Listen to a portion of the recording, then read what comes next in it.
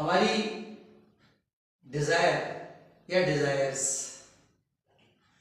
किन viable veg से, किस तरीके से अपने फुलफिलमेंट की तरफ जा सकते हैं, बशर्ते कि हमारा कंडक्ट वायबल हो, राइट अप्रोच कंडक्ट हो। इस मैटर को स्टडी किया, पॉइंट्स मिले, उनके बीच में रिकॉन्सिलेशन किया, and the result today's video. Good evening to you all. दोस्तों, आज जो मैटर लेकर आया हूं उसका टाइटल है डिजायर्स टू फुलफिलमेंट।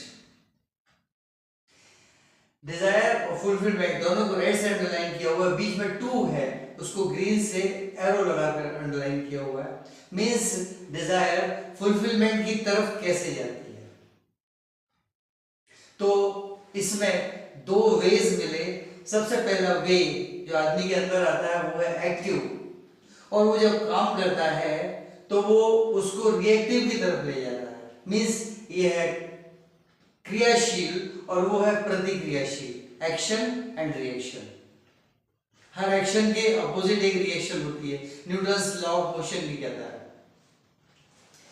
तो बहुत जल्दी ही इसके पॉइंट्स पर आते हैं।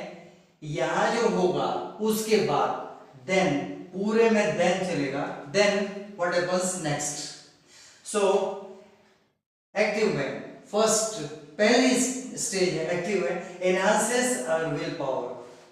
कोई भी इच्छा जब जागती है तो उसके साथ, इच्छा होती है तो उसके साथ विल पावर बढ़ती है।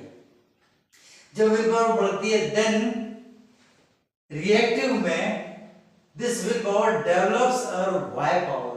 पहले ये विल पावर आती है और वो विल पावर वाई पावर में कन्वर्ट होती है। ये तो इच्छा शक्ति है, और ये क्यों, वाई, क्यों ऐसा हो, ये पावर, ये विल पावर के बाद आती है। पहले will power, then it's transferred into why power. तो वाई में रीजन समझ में आ जाता है कि हमें ये क्यों चाहिए है, ये चीज जो हमें चाहिए, ये जो इच्छा हमारी ये क्यों है। Now comes second one. अब ये विल पावर और वाई पावर दोनों जनरेट हो चुकी है। Now what will happen, attracts what's at our goal. हमारे ध्येय पर क्या चीज है, ये दोनों मिलकर उसको अट्रैक्ट करती हैं। Attracts what's at our goal, हमारे गोल पर क्या है उसको अट्रैक्ट करती है। देन व्हाट हैपेंस, रिएक्टिव में ये गोल अट्रैक्ट होने के बाद develops a belief and waiting. ये हमारे बिलीफ और हमारी प्रतीक्षा यानी इंतजार, इसको डेवलप करती है। बिलीफ है कि मिलेगा, और वेटिंग, काम कर रहे हैं, काम करेंगे आगे तक, लेकिन वेट भी कर रहे हैं। Learn to labour and to wait, labour भी करना और वेट भी करना। So develops belief and waiting. Now then comes the third one, let's it come to us.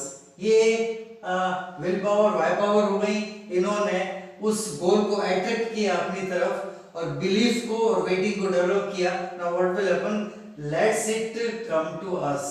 जो हमारी इच्छा है उससे कनेक्टेड एक्ट और अचीवमेंट्स को हमारे तक आकर्षित करती है।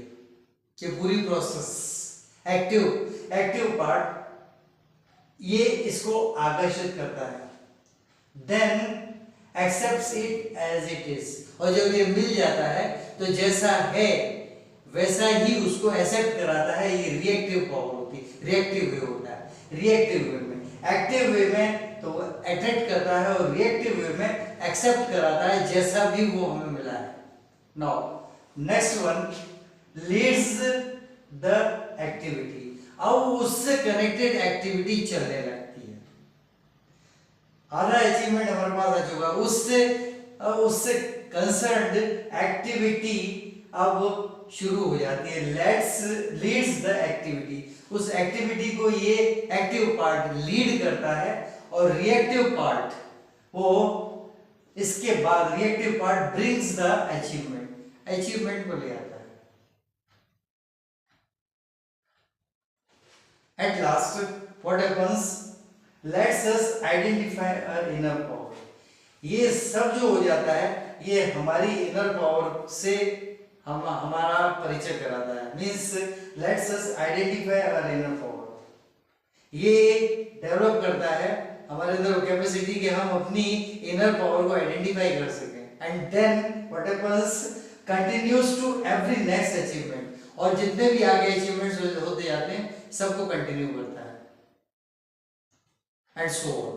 और ये चलता रहता है ये प्रोसेस इसी तरह. एक अचीवमेंट, दूसरा अचीवमेंट, तीसरा अचीवमेंट एंड सो ऑन.